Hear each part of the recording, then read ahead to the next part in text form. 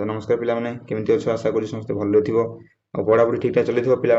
पचार पिलाने कि ओडिशा पुलिस आमर ओएसएफ नहीं कि कौन वैकेंसी आसी मैंने बहुत दिन होगा नोटिस तो समस्त सब यूट्यूबर शो कर दूसरी कि आप किसी कहना ये टॉपिक तो केबे कौन आसूँ जहाँ भी किसी क्लारिफिकेशन आमको दिंतु तो पिलाने जेपर्यंत किसी ऑफिशियल नोटिस आसे ना तो मुझे तुमको किसी शेयर करे ना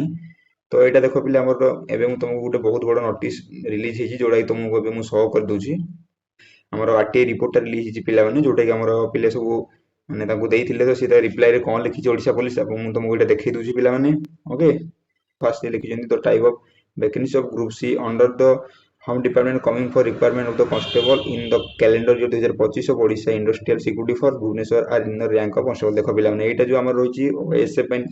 रिलीज होती नोटिसटा ओएसएफ ग्रुप सी पोस्ट रहा ओके आउ यहाँ देख सी लिखी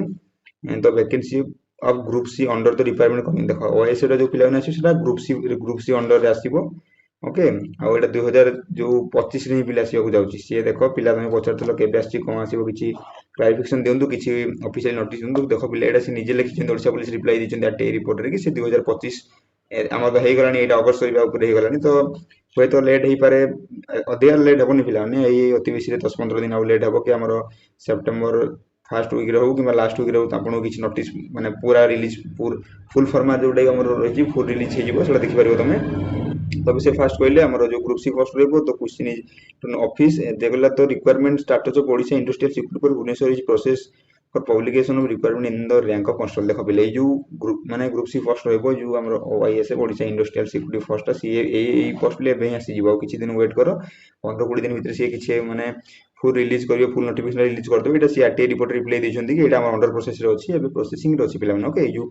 ओएसएफ टा तो से कहजंती 2025 भीतर ही आसीबो एट पिले एटा हेलानी हम 2025 को 8 मंथ दे गलानी आ 4 मास अछि माने एई गोटे मास 2 मास भीतर ही आसी जिबा आइदर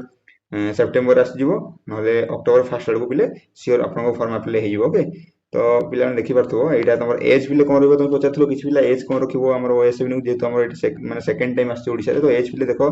माने जमते ओडिशा पुलिस थिला पिले 18 टू 23 तो आपन मिनिमम रखि चलंदो 18 टू 23 वर्ष तापरे हमर एज रिलैक्सेशन दबो न दबो सेटा अलग कथा जदि भी एज रिलैक्सेशन दोजी तो समस्त गोटे 5-5 वर्ष रो ऐड कर दियो सेइट्रे ला यू आर एससीबीसी हमर एससीएसटी पिले समस्त 5 वर्ष वाले ऐड कर देबे जदि भी किंतु नॉर्मल ला मानिक चलंदो 18 टू 23 वर्ष क्वालिफिकेशन पिले 10th पास रहबो ला मिनिमम क्वालिफिकेशन 10th पास रहबो 10th पास ही नबो ये तो कांस्टेबल लेवल रो पोस्ट रहउची आ एटा पिले जानिलो ग्रुप सी पोस्ट रहबो आ क्वालिफिकेशन 10th पास रहबो एज जोरा कथा पिले कहलो एज टा होची हमर 18 टू 23 वर्ष नॉर्मल लेबो आ रिलैक्सेशन जदि दोजी से 5 वर्ष वाले ऐड कर देबे हला सेटा फुल नोटिफिकेशन से जणा पड़ियो पिला माने एबे मु तुमको कहि देली जोड़ा नॉन ऑफिशियली मुझे तुमको कहि दूची लेख बिले सी फर्स्ट पॉइंट देले first point second point third point जहाँ भी देइछन्ती बिले सब देखि पारथो ओके एटा हमर तीनटा देबो तो ठीक अछि पिला जदि आउ किछि तुम डाउट होची मन मते जणाई दियो कमेंट बॉक्स रे जणाई देबो कि मु नले तुमको आ गोटे जो मेन ऑफिशियल नोटिस आसला पर आ गोटे वीडियो